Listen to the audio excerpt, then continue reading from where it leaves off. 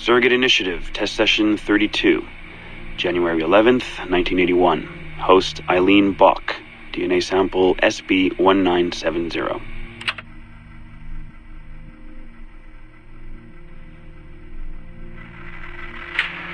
Miriam?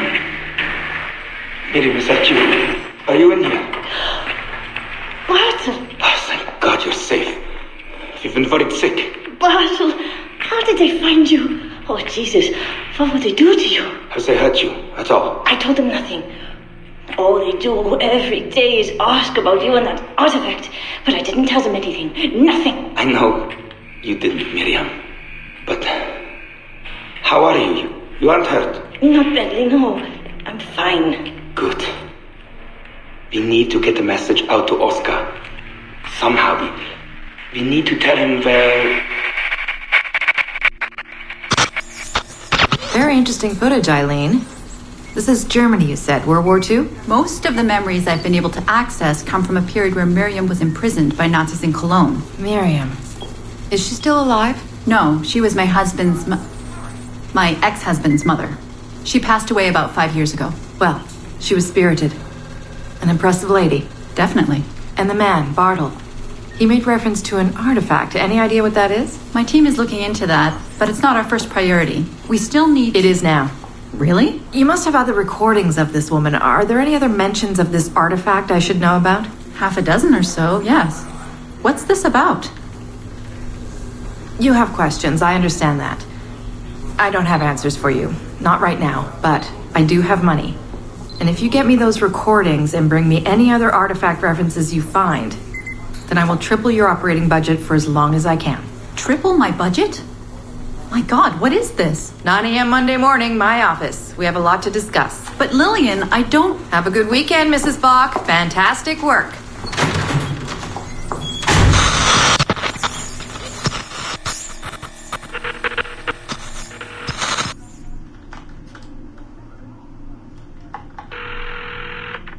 Hello, this is Carl. Hi, it's Eileen. Hey, how are you? Good. Busy. Cold. The winter's been terrible. Seamus won't like that. The weather's been mild out here. Well, he's only coming for a month. He'll live. And I'll be so busy he won't have to worry about his mother bothering him. Still working 12-hour days. I should move a bed into my lab. Look, if you're too busy, Seamus can stay with me. No, I want to see him. We'll have fun. You're not too busy to be a mom and a genius. Of course not. His flight lands at 8:15 p.m. tomorrow night. You'll be there? Of course. 8:15. p.m. Let him know you'll be there. Thanks, Carl. I need to run. I'm sorry. Take care. You too.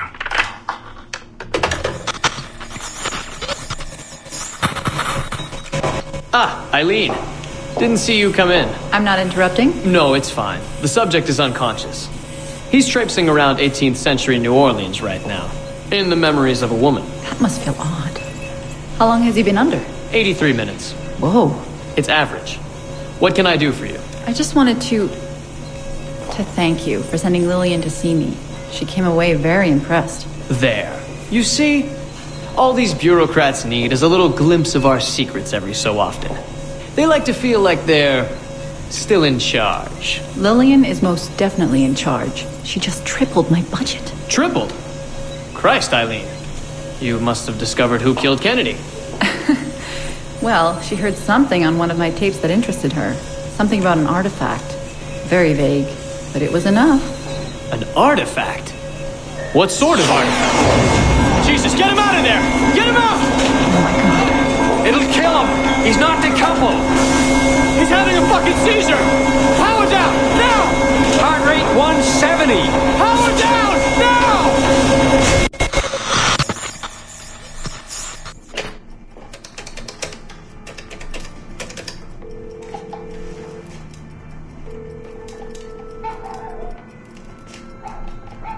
Eileen, Warren here.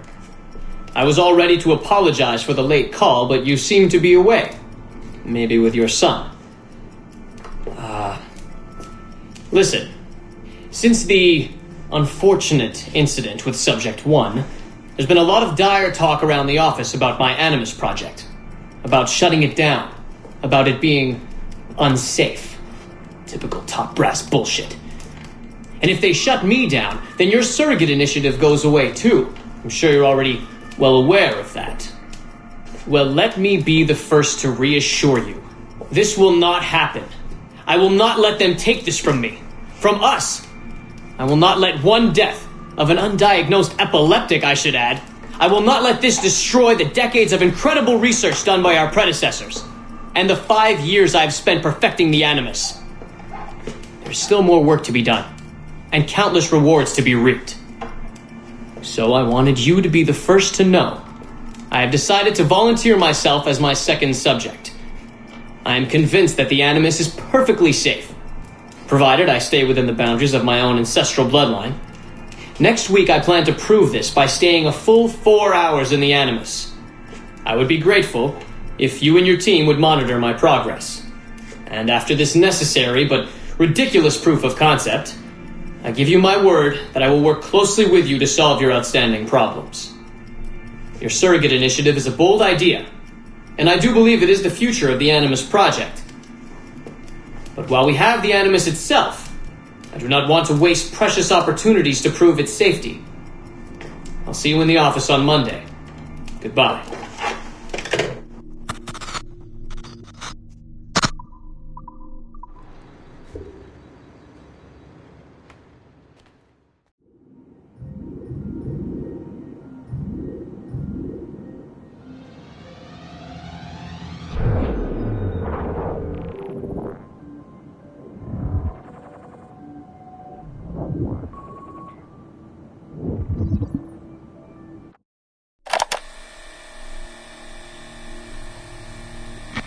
Timestamp August 16th, 2013. The following audio clips were selected from over 160 hours of reel-to-reel tape found in the residence of the late Dr. Warren Vidic following his murder in December 2012. According to labels on the tape's canisters, these recordings were made over a 14-month period between 1980 and 1981 without the consent of their primary subject, Mrs. Eileen Bach, a colleague of Dr. Vidic's and the originator of Abstergo's surrogate initiative. Mrs. Bach is now deceased. It should be stated unequivocally that Dr. Vidic made these recordings illegally and of his own volition using wiretaps and hidden microphones. Abstergo Industries had no knowledge of his actions and disavows any responsibility for them. And we're live. Capacitors at full. Ease the signal in. A little more. You feel anything? Don't be timid. Double it. No, we're taking it easy. 20%. 30. Eileen, go easy. We're 6 past yesterday. And boost the inputs. Too risky. Not if we split the I/O signals. 25%. Ease up. Oh, okay. There. I see something. What is it? Mein Gott. I hear talking. You're okay? Ja, ich höre Stimmen. It's German. Mein Name ist Miriam Kurz. I see a light. It's cold. Ich werde nichts sagen. There's a man with me. Mehr werde ich nicht sagen. Keep an eye on our vitals. Mein Name ist Miriam Kurz und ich bin eine Navajo. Des Hitlers Zwang, der macht uns klein. Noch liegen wir in Ketten. Doch einmal werden wir wieder frei. Wir werden die Ketten schon brechen. Eileen? Denn unsere Fäuste, die sind hart, ja. Und die Messer sitzen lose. Für die Freiheit der Jugend kämpfen Navajos. Switch off. Powering down. Kämpft Navajos. Get her out of there. Oxygen. Open the valve. No. No, Satish, I'm fine, really. Quit the heroics. Just breathe. Better? Yes, thank you. Did we get something? It'll take a while to parse. What did you see? It wasn't just seeing. It was feeling. Being. I was scared. You were shouting in German? I think I was in Germany. I was in Germany, Satish.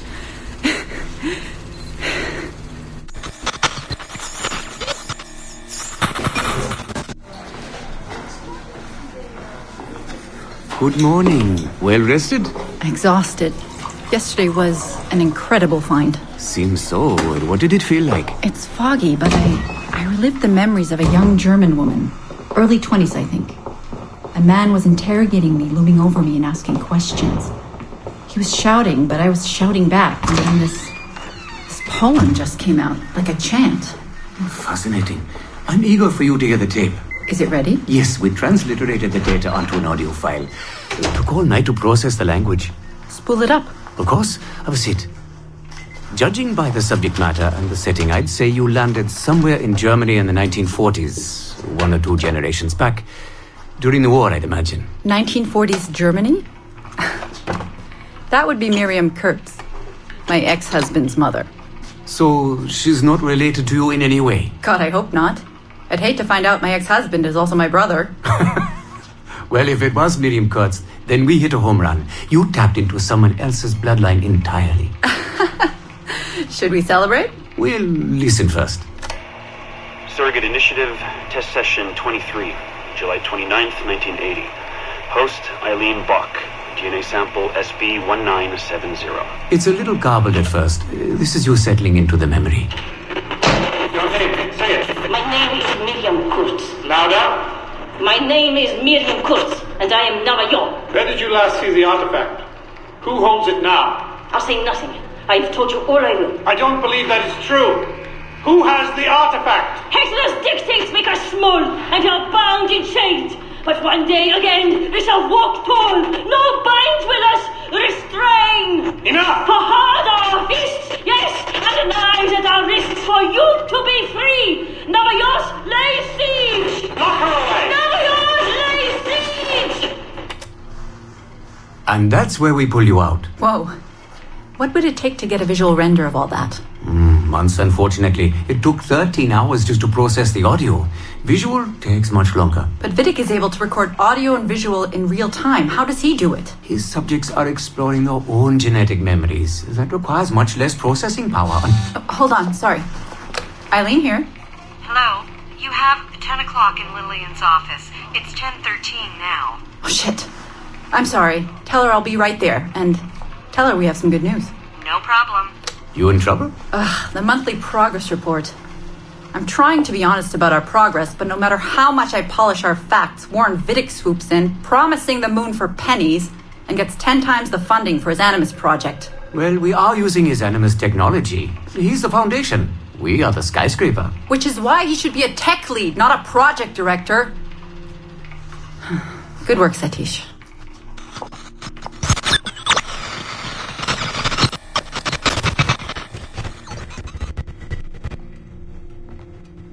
It's incredible footage, really.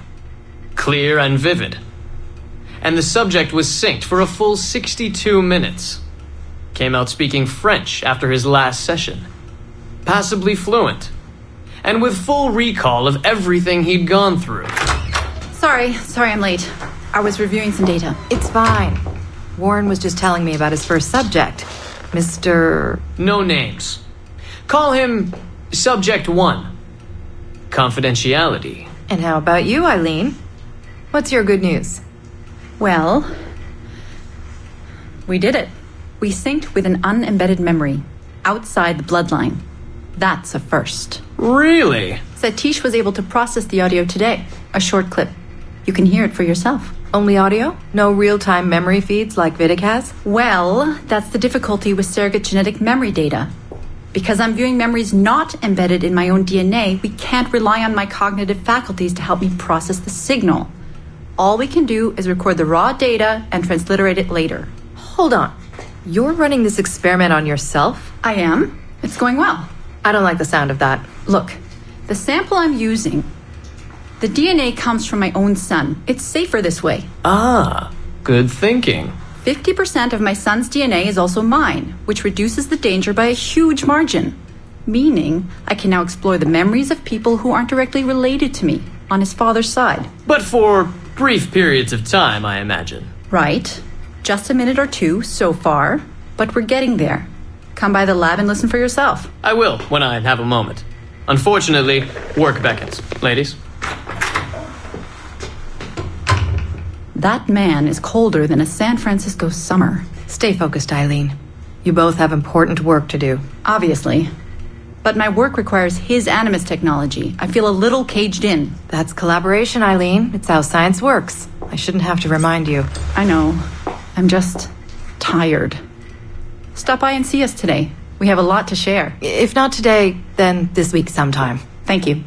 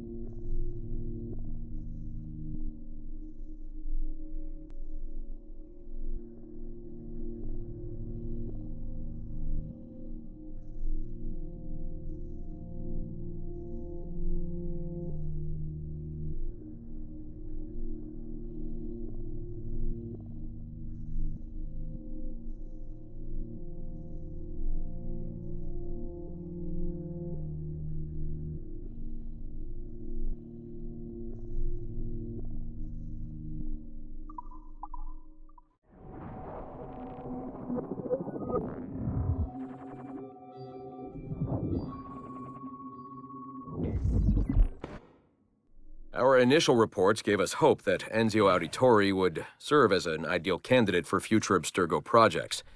His charisma, sexual magnetism, and wry humor gave him all the qualities of a leading man. However, his corruption by the Assassin Order robbed him of these qualities as he fell deeper and deeper into a spiral of revenge. Eціo was frequently known to articulate a passive acceptance of evil. He was also a man of ugly contradictions, one who preached free thought, yet traveled well beyond his home country to proselytize his corrupted creed, just as he's doing here with this impressionable Chinese girl. Notice, too, that in his gestures and bearing there is still something of the old lecher in him. Eціo's entire personality is built around pure demagoguery, claiming his philosophy is about love when violence and coercion are his primary means of tackling problems. We have therefore come to the conclusion that Eціo Auditore da Fіренце would be a risky character to develop.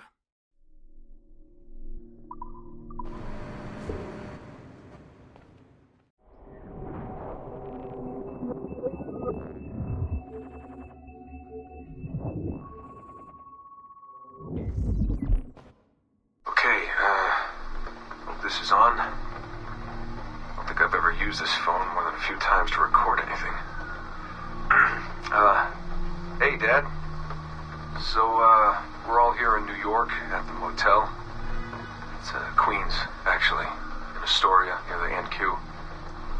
Rebecca's off getting batteries for something.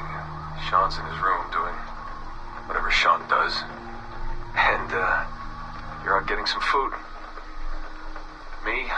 Well, I'm supposed to be getting ready to break into some offices in the financial district. Feels just like prepping for one of your old training drills, actually. 10 years go by, and then you show up, and it's like I was never gone, and we're right back to the ball busting and the conspiracies and the paranoia.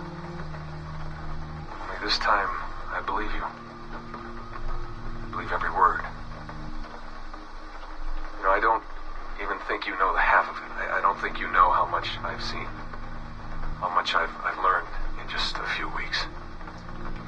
Everything, really. I feel like I've lived 1,000 years, or 10,000 maybe.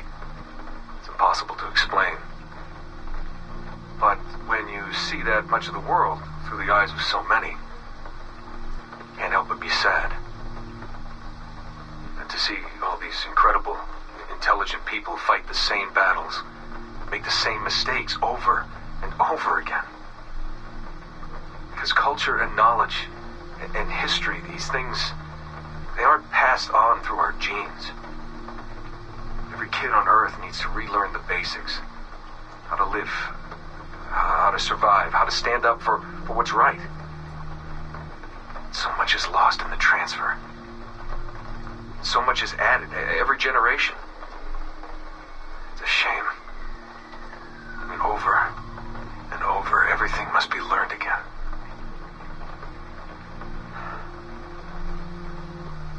I met Clay, Dad. Clay Gesmerick, in the Animus. I knew him by his Abstergo handle, Subject 16, my predecessor. And he showed me things. He passed them to me just before he died, or got deleted or whatever. Everything he'd learned, everything he'd seen. God, how do I talk about this? So, guess you trained him. Huh? After I left, he really looked up to you, and now that I've seen through his eyes, I think I understand why. I'm glad you had him around, even if I wasn't there. The things he showed me. Unbelievable things. And I never... Shit. Alright, back in a second.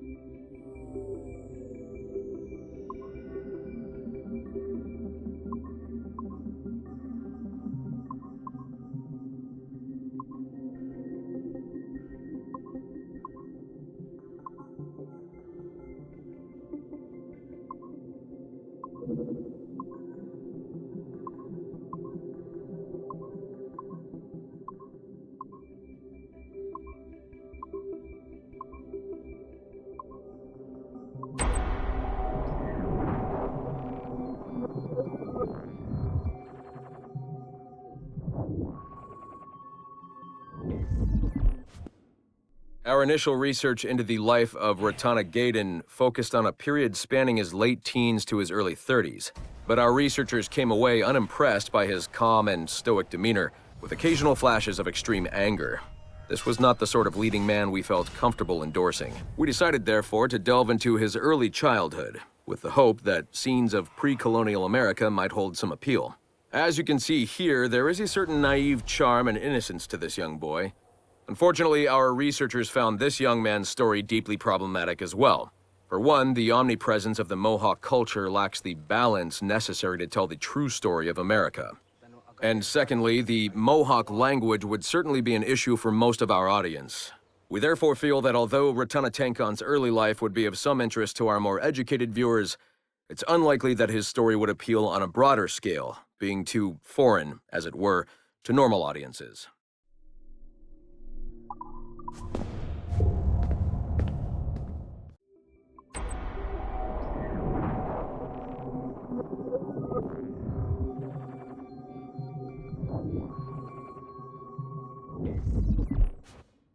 Okay, it's been a few weeks since the last recording.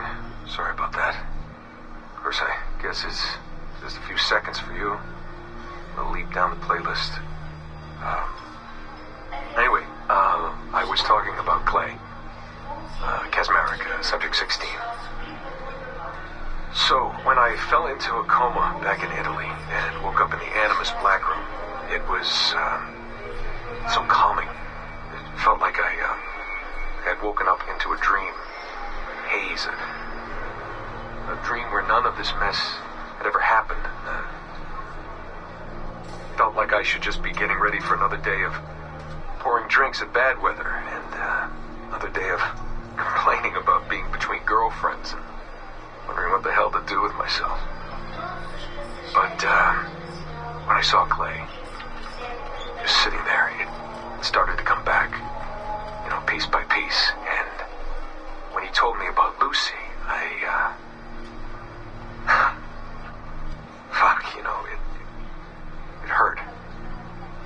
You know, realizing that I killed her without thinking or feeling anything.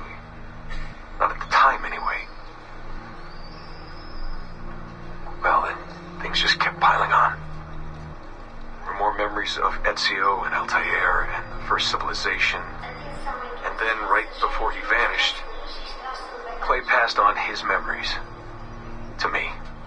He showed me everything he had seen and lived through, and it was brief, but overwhelming. Not really sure how to explain. He saw glimpses of Adam and Eve and their escape from slavery.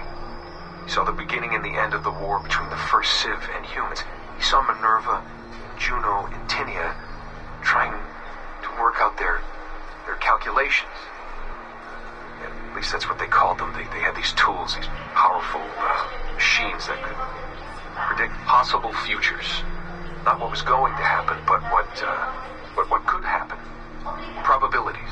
And, well, they spent a lot of energy trying to figure out what was the most likely scenario for the future. Theirs and ours. And in the end, I guess they figured I was their most likely candidate. Some guy named Desmond living at the beginning of the 21st century of the Common Era. But which Desmond was the right one? Because, you see, probability is a weird thing. It can branch out in so many ways. Which version of me did they need? Was it the Desmond who got married early and had a son? One who stayed single in New York? Or was it the Desmond who moved to San Francisco to be a waiter? Maybe it was the Desmond who worked at an auto body shop in Chicago, or maybe it was the me who never ran away from his parents in the first place. First Civ had countless variations to choose from, but in the end, the lucky one was me. I'm the Desmond their best calculations spit out. I'm the Desmond they left their messages for, and I guess I have to live with that honor. What an honor. Pretty tired. There'll be more later.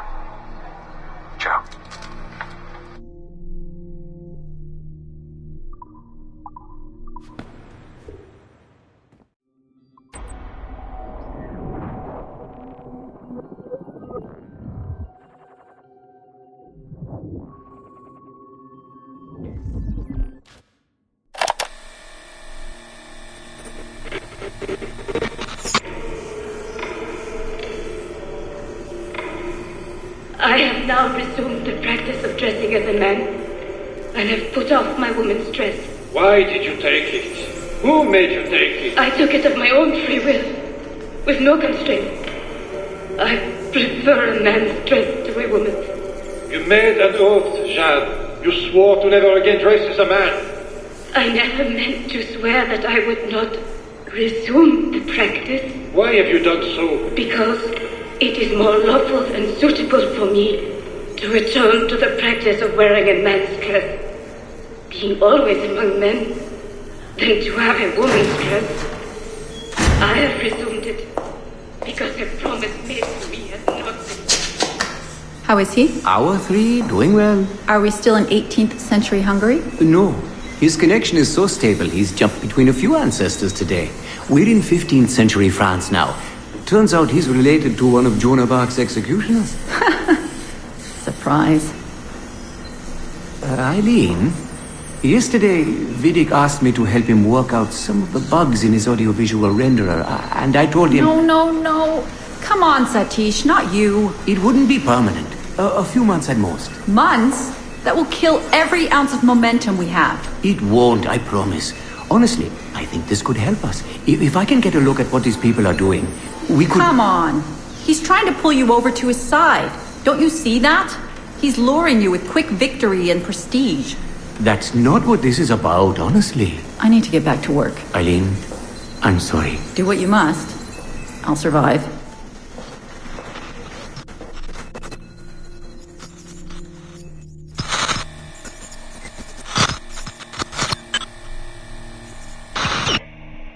Surrogate Initiative, Test Session 32, April 2nd, 1981. Host Eileen Bach, DNA sample SB1970. Miriam, are you awake? What? Miriam, they're coming for me. Oh, is it gods? I see them from my window, amassing in the courtyard. My time is up. Basil, don't say this. You don't know that. Forgive me for this, Miriam. But I must tell you something. The artifact. We have it. But only Oscar and I know its location. Don't tell me. They will release you. Your family has connections. You must take the artifact and bring it to the assassins in Paris. Please don't. I don't want to know. It's safer if I don't. Hush now. If I die, knowledge of its location dies with me. You must bring it to the assassins. Assassins? I don't understand. The spire of St. Petrus. No, I don't want to hear. Cell 7! Dead!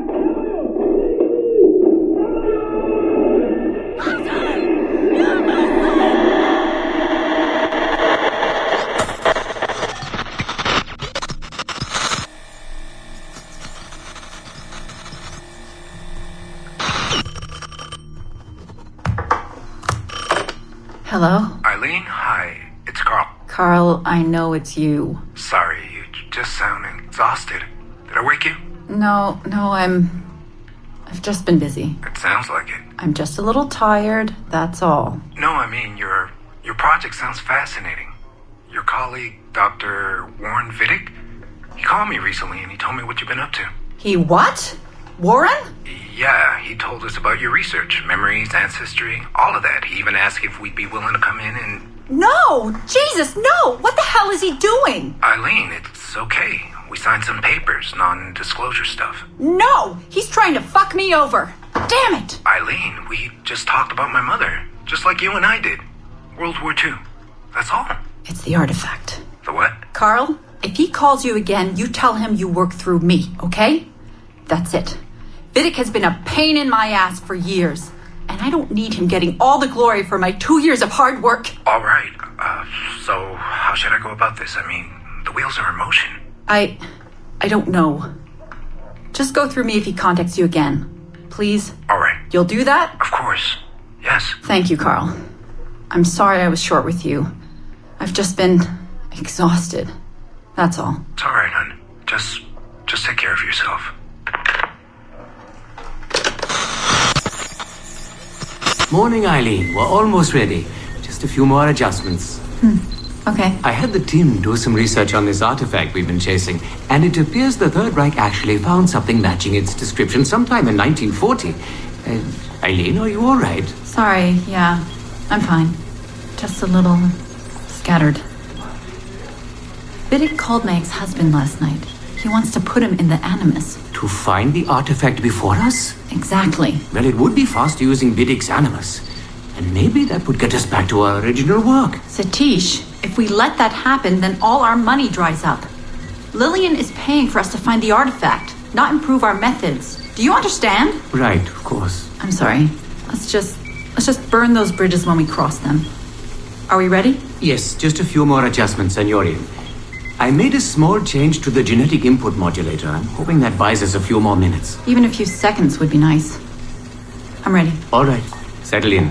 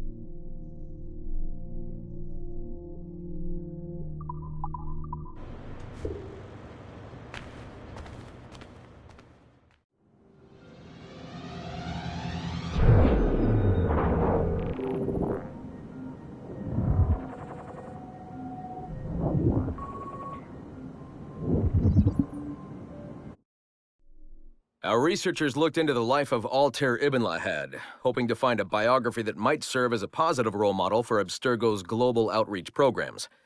Unfortunately, this renegade assassin proved to be no such thing. In much of his footage, we see a man gleefully flouting some of his culture's most entrenched taboos with an arrogance that borders on messianic. Altair, no, this is not our way. To burn a man's body is forbidden. Many of our researchers felt that the arguments articulated by Altair's rival, a man known as Abbas, were clearer and more cogent than any we heard from Altair. I've recently put in a request that more effort be dedicated to locating one of Abbas's descendants, if any exist. It's clear to us that Altair's transgressions were the primary motivation behind the ultimate dissolution of his despicable order by the middle of the 13th century.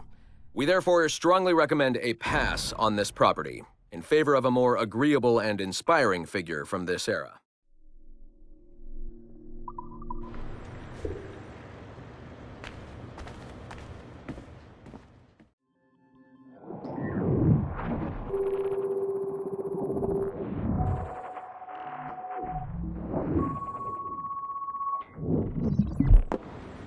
I don't know where that document went. I filed it with HR, and that was the end.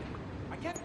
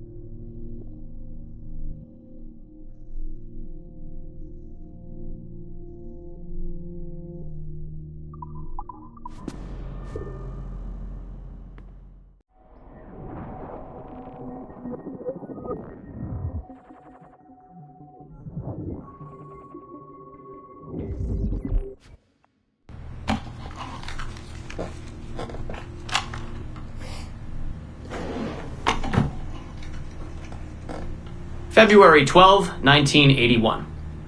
Qualitative personal interview with Subject 1 on ancestral research regarding Avalon de Grand Prix.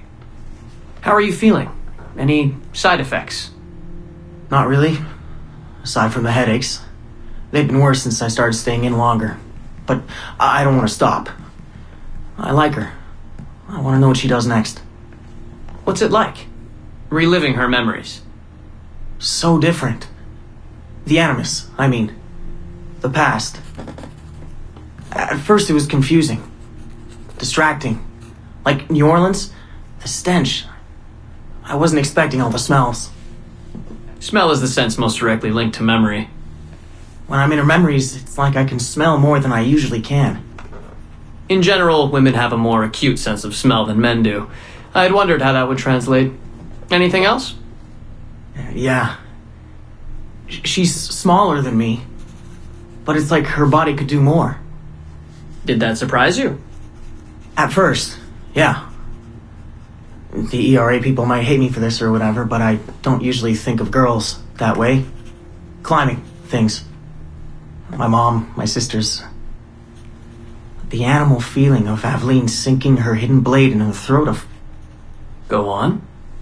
It doesn't feel feminine. What I think of as feminine. But then at the same time it does.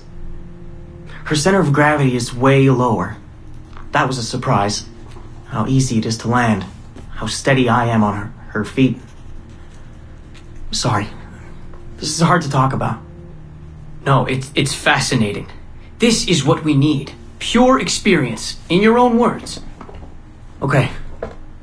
Can you tell me about Gerald Blanc? What about him?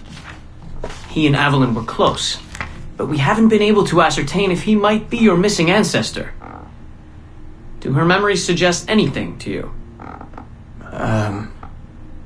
Does this make you uncomfortable? Remember, these are her memories. You're just playing them back. It's not even acting. You're a researcher. Like you say, I haven't experienced her consummating anything. That would be... Anyway, I think maybe she was confused. Oh. Well, first of all, I don't really know for sure, okay? I mean, guys think about sex more than girls, right? That's a fact. As a researcher, what did you observe? Does it mean she's more like a guy if she thinks about... Is that why she's able to assassinate... Well, okay, here's the thing. I don't know her thoughts, but from what's in her memories, physically, the fidgeting, some hesitation, what she looked at, who she looked away from, the things she didn't say when I expected her to. If I had to guess what it meant, I would think she was thinking about sex. But I'm a guy, so I would think that, right? So what does it mean for women to act that way? It has to mean something else, right? As a subject, you're able to observe more finely than I am in review.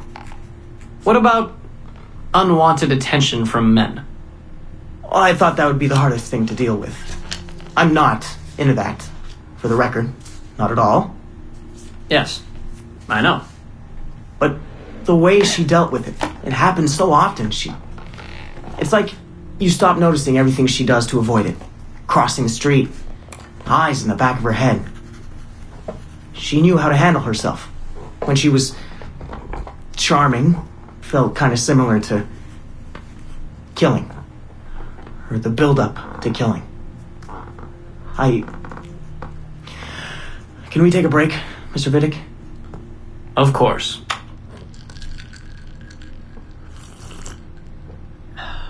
We're ready to go on? Yes. Evelyn was black. And white. On her father's side. You're sensitive to that? I guess. I mean, I'm white. Evelyn looks black, so that's different. But you get used to it. Like with the girl thing. Until someone makes you not used to it. What do you mean? I don't think I've ever had to think so much about what I'm wearing or how I'm walking. But Evelyn, it's like she goes through her whole life in these uniforms. People expect her to behave in a certain way. Definitely. Sometimes I worry I'll slip up and play too relaxed at the warehouse and, I don't know, blow her cover. You can't blow her cover. I know. I'm just replaying the memories. I can't change them, I know. But I see it, right? It's a risk. It's... stressful? Yes. It's best when she goes out as an assassin. On the roofs or in the bayou. I think she was more relaxed that way. Can you imagine? You're only relaxed when you're going to kill someone. Let's stick to memories rather than imagination. What about the slaves? They're kind of just everywhere. I mean, that sounds bad. Slavery is bad, but no one's acting like slavery's bad. It's fun when she frees slaves. Is it supposed to be fun? We're not looking for supposed to. Focus on what it is.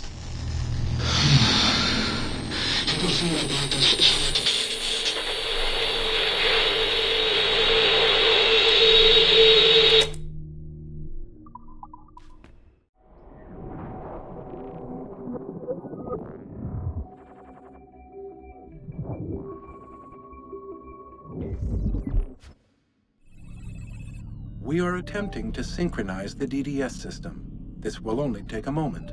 We are almost there. The DDS is now in sync. Thank you for your patience. We hope you enjoy your experience. Rudolf II invited many notable figures to his court, making Prague the center of European culture. Among them were Englishman Edward Kelly and his stepdaughter, Elizabeth Jane Weston. Observe her and report any alleged collusion.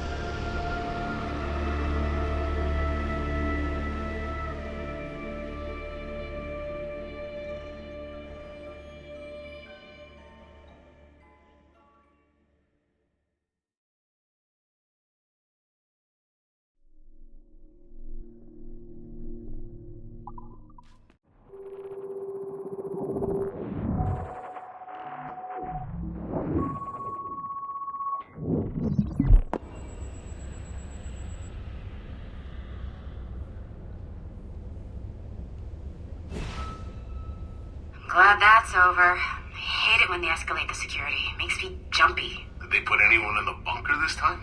Just for a few days, I think. Sucks, but I suppose it's necessary. We deal with some really sensitive data. Classified shit, yeah. I don't know how I feel about it, but it's in our contract, so... And they pay out bonuses, too. In convenience pay, they call it. Really? That's actually kind of nice.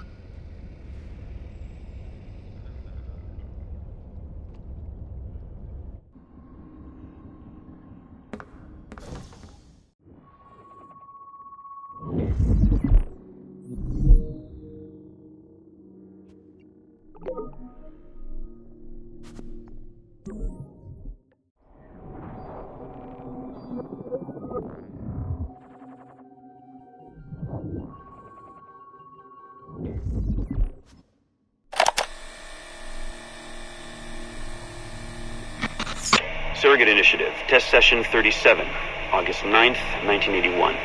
Host Eileen Bach, DNA sample SB1970. Open! Good morning, Miss Kurtz. You look well, considering the circumstances. Are you rested? Have you eaten? Your friends are dead, Miriam. Bartel Schink and all his Navajos, his Edelweiss pirates. Executed for 5 counts of murder. Without a trial. You must be proud. There was no need! They were scum! All of them! You hear me? All of you are scum! Scum! Scum! I see it so clearly now. She didn't break, did they? You have nothing. Quiet, girl! You don't have the artifact. If you did, you wouldn't be talking to me at all. Never yours lay safe. I said never yours lay safe. Never yours lay safe. Never yours.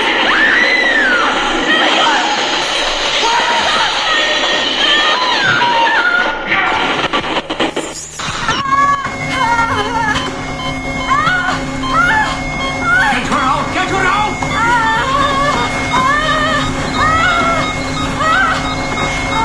We're losing her! Shut it down! Everything!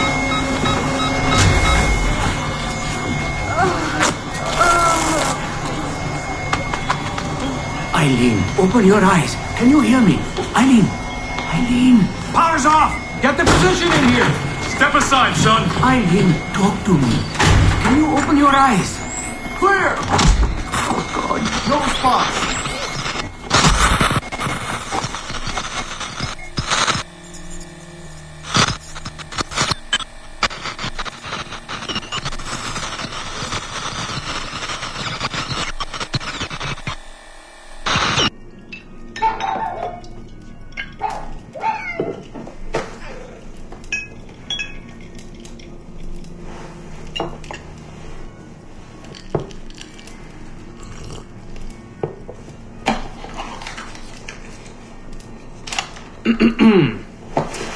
All right. Notes towards a speech in honor of Dr. Eileen Bach's premature retirement. When I first learned of Dr. Bach's unfortunate accident, I couldn't help but feel a great sense of loss at... No.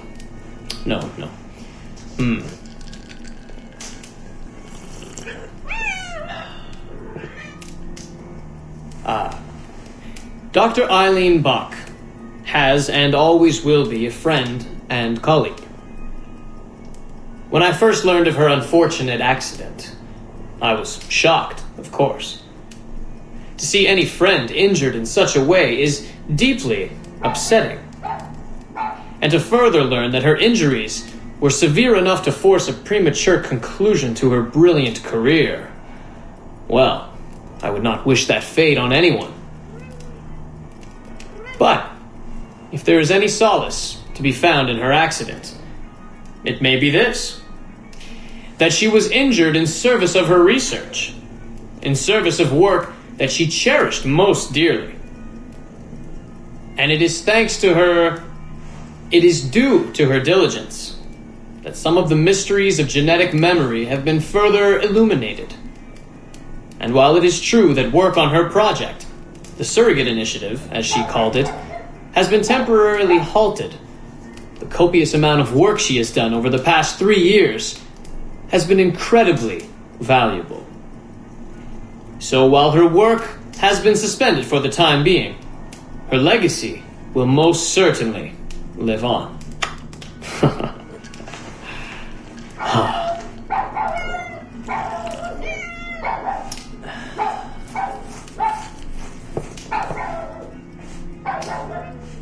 Joan! Quiet!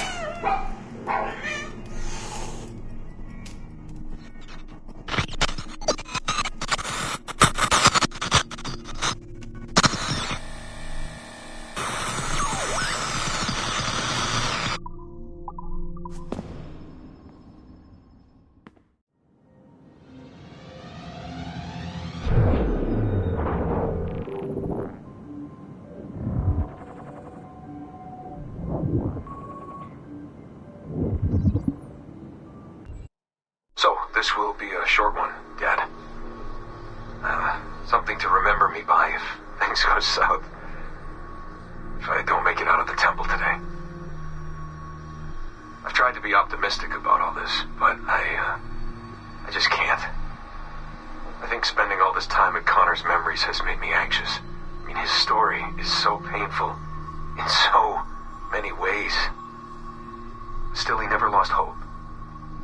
Even when his faith and others eroded. I can only believe that what we are doing is the right thing, and that I can stop this disaster. I know this. I mean, the technology is there, waiting for us to use it. I'm the final piece of the puzzle. Something in my genes, or my memories. Some final piece of code to switch the whole thing on. That's why I'm here. That's why they brought me here. Only, I don't know what I'll have to give up in return. My sanity, my life, it's impossible to say. I do know this. Our battle with the Templars will not be over. But whatever's inside that temple is not an ending. It's just another chapter in this endless story. And it'll be your job, and Mom's, and Sean's, and Rebecca's, to keep turning the pages. You know, I keep thinking about something Orson Welles once said. Something like, if you want a happy ending, it all depends on where you stop telling your story. So maybe that's the answer. Maybe that's how people keep marching forward. If something goes wrong in their Dad, something happens to me, when you tell my story years from now, please tell them the one about how I lost my way, and then I found it again, just in time to save the world, and just end it there. That'll keep everyone smiling.